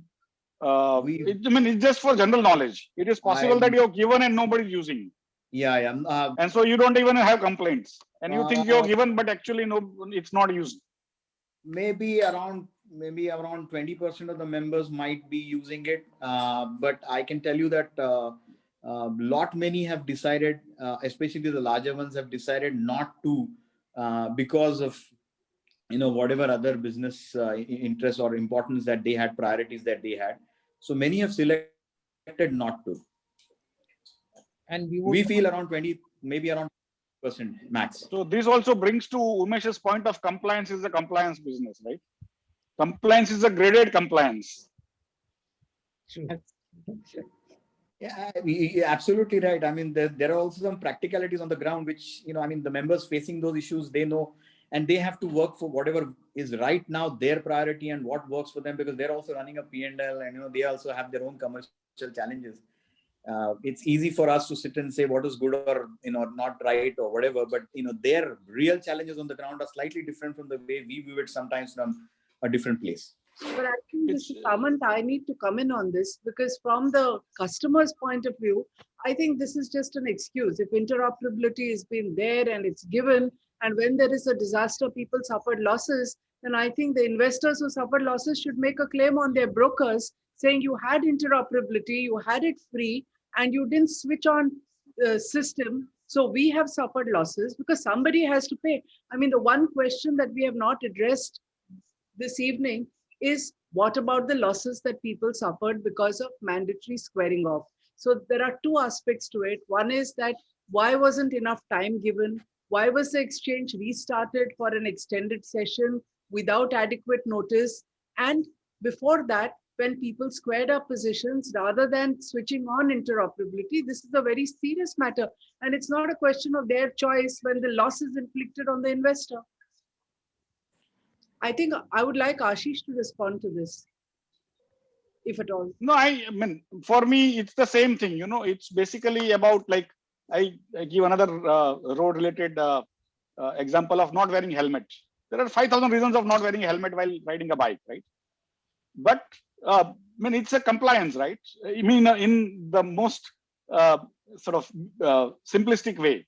And similarly, not wearing the seatbelt while driving, right?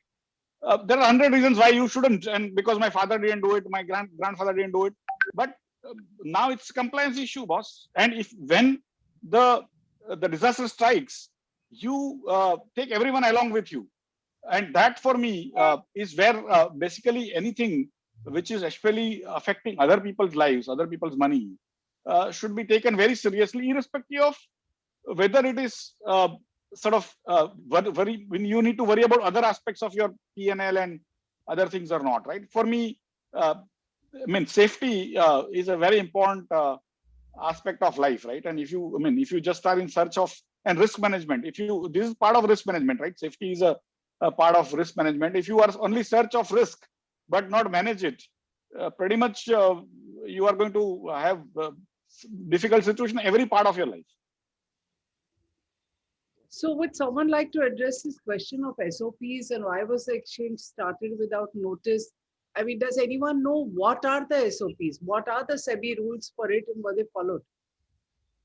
No, there is the SEBI circular of 2019. I think Debashish has got, and probably that is broadly the structure within which the exchanges have created their own SOPs, which have been presented to SEBI. They've been discussed with SEBI, and of course within their boards and within their technology committees, within their BCP, that is business continuity planning committees, because business continuity is not about only IT systems. It's about the operating people, everything. Everyone has to be doing the same thing when disaster strikes. And because of that, you do drills so that you don't have to try to do it that time. You have done it before, few times, 100 times. you have everything working, and that's what the SOPs are about. It's basically very detailed, literally 10th layer of the modalities, what we call P process 1 layer, 0 layer, P0 to P9 layers. You write down all that, and everyone knows when this happens what to do, right? So it's a pretty detailed stuff. The regulator has given a what I call a guideline, kind of a framework on which you need to do it. But within that, the organizations have done it themselves. They have presented, and this is not new. This is like 7-8 years. So many consulting hours and so much of consulting manpower has been spent, and of course billing has been done to smoothen this. A lot of technology has been sort of implemented. A lot of money has been spent to buy technology and run them and things like that. And so it's not what I call an overnight process. It is a deliberate process. It is defined by every large entity in our markets, and SEBI has given that framework, but every one of us has SOP of our own, right, Umesh? True. I wanted to add one thing. I think some of the broad guidelines given by SEBI do not really envisage possible scenarios, do not incorporate scenarios that have happened in the last 1 decade in markets across the globe. I think somewhere that broad guidelines require some kind of update. What Ashish's team does inside the organization, or what NSE team does inside the organization to comply with that, to make them come true, is my SOP and his SOP. But broad guidelines to say if the exchange goes down, let's say at 3 p.m., then what will happen in such circumstances? The guidelines are a little dated. I'm not sure they take into account newer products. They don't take into account newer channels like HFT, etc. So I think they do need some amount of relook. I'm not sure they take into account the fact that settlement has become much faster, etc. So I think somewhere those broad guidelines are lacking and need an update. If something has come out recently, I'm not able to comment on that, because I do remember guidelines around what happens if it goes down between 3 to 3:15. That was the last guideline I read. I mean, for instance, one of the things that is clear, that if the market-wide limit is hit in the last hour, the market is not supposed to reopen. I mean, that's very clear, right? Yeah. I mean, there's a reason for this. So very similarly, would you think that opening the market at post-trading session, literally, which is at 3:45, would have been a logical thing to do? Ashish? Yeah, for me, we did it. So in a way, I am equally, in a way, I mean, we were coordinating, and we were told that NSE is going live, and we have to keep the market open because NSE is going live. And that message came in at 3:17, 3:18 in that range, plus minus 1 or 2 minutes. And so we had to prepare ourselves because last 10 minutes are anyway very tough for the operating people, but you have to tell them to stay ready and ensure that market extends, because otherwise once it stops and the day end processes kick in, you have a problem. And so we were also sort of in a very short time, we had to plan and execute and issue the market broadcast message. Essentially, to go back to the very fundamental point that Sucheta raised, this is all rules being made up on the go. So there's just one distinction between, when you talk about volatility-related shutdown, it's a very deliberated, calculated shutdown. You want to give a cooling off period, and if it happens in the last 1 hour or whatever, then your cooling period rolls over into the next day. My sense is that. When you talk about disaster kind of a situation, it's a little different. So to me, as a pure techie, or little that I don't trade, so I don't understand the market volatility as much. But to me, I think somewhere there needs to be a communication saying in disaster scenarios, overall the trading time should be a certain window of 6 hours. If exchanges go down, and they eventually have to shut down together eventually, but when they come up, they'll make sure that there is a certain amount of time remaining for people to square off or to take counter positions, etc. Whatever they need to do, whatever correct. If that did not come back that could have been, I don't know, that maybe could have been even more disastrous if markets were not brought up. So I think there has to be more clear directions in terms of saying in disastrous situations, this is how X exchange will behave or Y exchange or both will behave in a certain manner, so that participants know markets will come up. Even if there is no communication, they know at some point in time markets will come up, and that communication will come back before the markets come up. So, So just to add to this and clarify, if interoperability was working and if the products were almost similar or same, then there was no need to do that, at least because markets are already up, right? So, I mean, that point shouldn't get missed out. No, absolutely. Ashish, the point I'm making is we also need to imagine a scenario. We don't know why, at least I don't know why interoperability was working or not working. Whether it was working, I don't know. Whether it was not working. But I'm saying one has to imagine scenarios that this can also happen. There can be a real crisis where the interoperability is not working, right? What will happen in such a scenario? What will happen if interoperability is working, but the trading is not working, or it's working the other way around? The trading is working, but the interoperability is not working. So there have to be some kind of guidelines to make sure if in these scenarios, and now that we have had one episode, they need to be extrapolated, learn from, and then come out with some guidelines. I think the very fact that 27 years after NSE went live, we are still discussing scenarios of possible disaster and what to do over there. I mean, I would think that these would be in the planning stage of an exchange. No, I think there is a harsh expectation, Debashish, and I'm not trying to defend NSE or BSE here. I think trading has come a long way since then. Every time two things happen. One thing is innovations happen. So every time some innovation happens, you try to preempt and imagine some situations, but some of the scenarios appear later on. So to some extent you are proactive, some extent you are reactive. So in 27 years, we've come a long way. Let me intervene by saying that there is no point in discussing in generalities. What is the innovation here that prevented an imagination of this situation? All we are discussing is a fundamental issue. If the market, for whatever reason, innovative, non-innovative, hard disk failure, software patch failure, I don't care. All we are discussing is an eventuality for the investor. One fine day, 4 hours, market is not trading. Okay. It is because of this you have 20,000 circulars. It is because of this that as late as 2019, you have a circular of business plan continuity and disaster recovery and this and that. All the discussions we've had only for one eventuality. If the market stops, there is no role of HFT, innovation, nothing in this. If you talk of specific incidents, yes. But I am saying at a broader level, these regulations, these guidelines need to evolve day-to-day basis to catch up with whatever changes have happened in the market. That is the point I was trying to make. That is a general statement which will be applicable in some other situation, Umesh. And I'll tell you the other way around also that using this same framework, every time a violator can go scot-free, saying your regulations are not up to date, so let me go create your, and that's what actually regulators continue to do that, and we don't have enforcement which should be there, So each time MK happens, no, but the regulation was not there. But this happens, but the regulation was not there, or it was not adequate. But what regulations we have, we don't want to basically say that those are also enforceable in this condition. Yeah, they would have.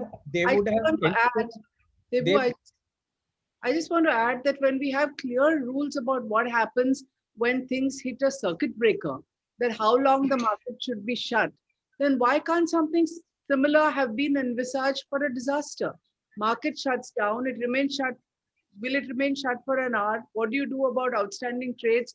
Should be clear before it reopens. Absolutely. If you have thought through circuit breakers when the index goes up or when a stock goes up, why haven't you thought through this for a disaster? Absolutely, Sucheta. That's where I in fact started with saying, do whatever you like, disaster will happen sooner or later. The time between the disasters can be a lot, but we need to be prepared with direction saying if a disaster strikes, this is what's going to happen.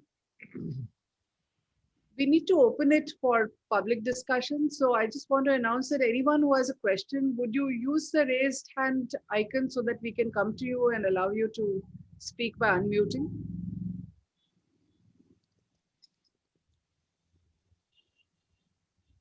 And I think there's a question here that is in the chat, which is still unanswered if anyone has any thoughts, which is, what about the losses that have already been suffered? So someone has asked, could there be an insurance of some kind, or what happens? Or is it just forgotten and, you know, it's bad luck, guys, you lost some money that day? Ashish, any thoughts? No, I mean, I wouldn't know because, in fact, we being what I call competing exchange, we have the least amount of information from brokers also. And we don't even have leverage over them. If it was the other way around, everyone would have known, including the competing exchange. Here, our leverage is pretty close to nil, right? So our information is only from public sources like you guys.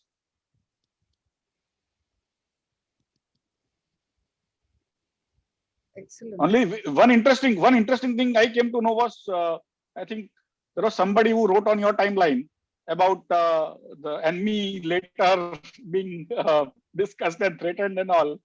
And so that was hilarious, I thought. Somebody had to, even unknown guy had to delete his tweet after a day or something, right? True. So I saw your, so it's hilarious. Yes. How the long arm of the law is reaching out to nooks and corners of the netherworld, which we are not able to see. And I followed it up by asking people, do you want to write to me directly? And nobody has written. So obviously there's a fear factor. Correct. In fact, even for this discussion, some people didn't want to participate because of the same fear factor.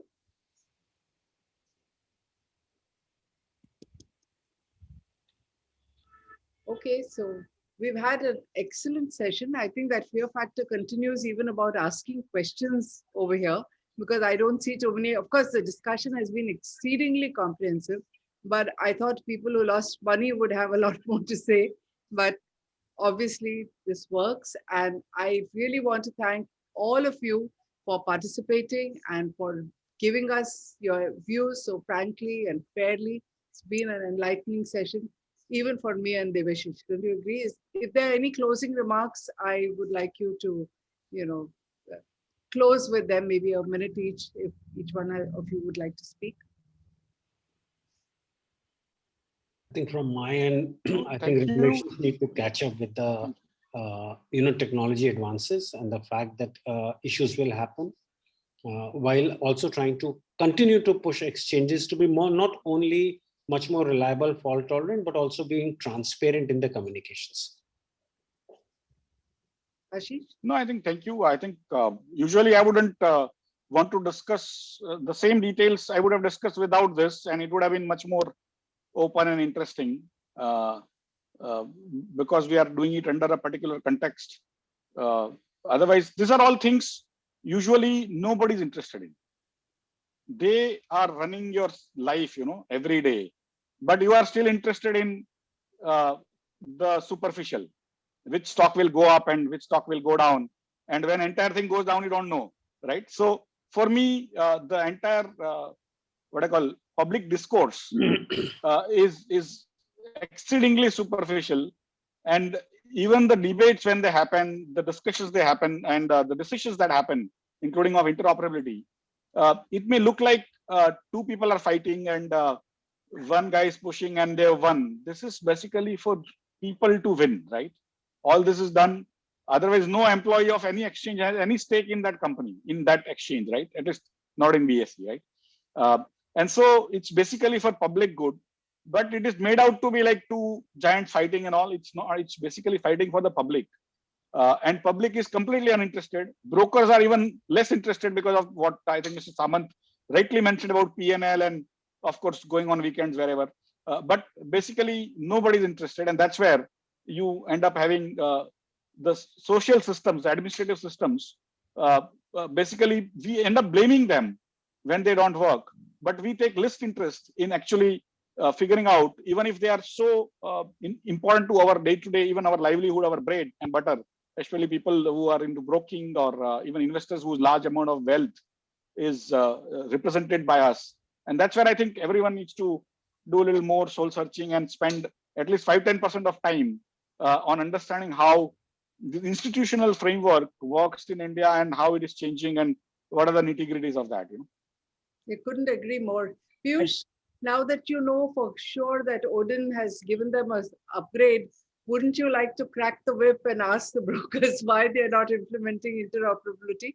No, I think Ashish, even when I made that point, he was quick to say that it is not only so all those brokers combined probably still contribute to maybe 10% of the volumes. And even the big brokers who probably don't use outside vendors and who have enough technology with wherewithal to do it themselves, even they have not done that. And that is something which was quite true because I just on that day and day after I could see a lot of snapshots of the order types and all those things which members of the clients were sharing, that how you have different the order types like NSE MIS, NSE CO, which is basically margin intraday square off and the covered order. And even when the brokers did the square off, it became basically NSE MIS or NSE CO open position and a separate delivery position in BSE. So it was even the order types, the way they have been created right now in the big broking systems, they are completely exchange specific. They are not exchange agnostic. So, and one of the reasons why I think all of the brokers had to do that, as I understood from talking to so few people, that is all these intraday trades attract lower margin from the brokers to the clients. So hopefully when the peak margin gets fully implemented the way it's supposed to be, then this leverage probably will go away, and then even the need for the broker to mandatorily square off the order at the end of day will also go away. But as of now, I understand that even at as less as 5% margin, such trades are allowed to happen. And that is why there's a requirement for the brokers for their own risk management to square off these trades. And as we mentioned that there was no intimation of what was going to happen, that there's going to be market extension prior to. So I think the brokers did the risk management. The only thing was they did not do was ensure improperly at their end. So the clients could have themselves squared off those trades at different points of time and not rely on the broker to do that for them. Right. Debs, over to you. You have anything? I think Mr. Samant wants to make a point.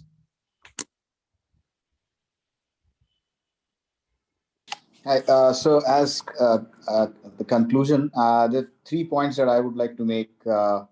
One is, I think Ashish has also mentioned that, and a lot of the other speakers, even Umesh has mentioned that, and the importance of a well-practiced BCP and DR drill. If you look at it all, well, interoperability, no interoperability, and that's also an important point. What if interoperability had not worked because of some, software issue or whatever? It's just basic failure. And if there is a basic failure, that basic failure is nothing new, innovation or no innovation. There has to be a clear decision making, which is transition to DR site, near online site, or whatever it is, and make a clear call and communicate clearly. Now that is as basic as it can get. Whether technology stays here or goes to rocket science, doesn't matter. This is just basic practice. Exactly. And it has to be practiced like war drills. You don't maintain an army to fight a war every day, but the war drills and war games are done with full passion to make sure when there is something that happens on the border, you respond with full force. And that kind of a practice for in infrastructure of national importance. Last comment. It's extremely important. So that one cannot emphasize more than that. The entire problem can be summarized by saying the importance of a BCP and DR drill is absolutely monumental. You cannot ignore that, and that needs to be taken very seriously. That's point number one. The second point that I want to make, and being one of the stakeholders, as part of the technology provider group that we are, there are many like us. Over the last couple of years, there are a lot of changes that have happened in the market, regulatory changes, exchange-driven changes, and so on and so forth.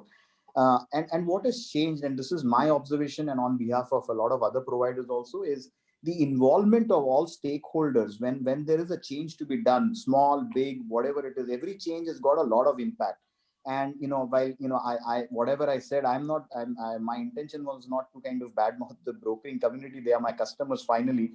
But the point is, there are some real challenges. The moment you introduce any kind of change in the market, there are multiple systems that are impacted, not just the front office system that Odin provides. There's back office, the middle office, and there are many stakeholders. Many of these stakeholders are not involved in the decision making, which was there earlier. When I say decision making, not about whether to do the change or not, how much time, how much investment, what kind of testing, when, what kind of window, how do we roll that out? Because we're talking about a large market. I mean, unlike many other markets, we're talking about thousands of brokers over here, right?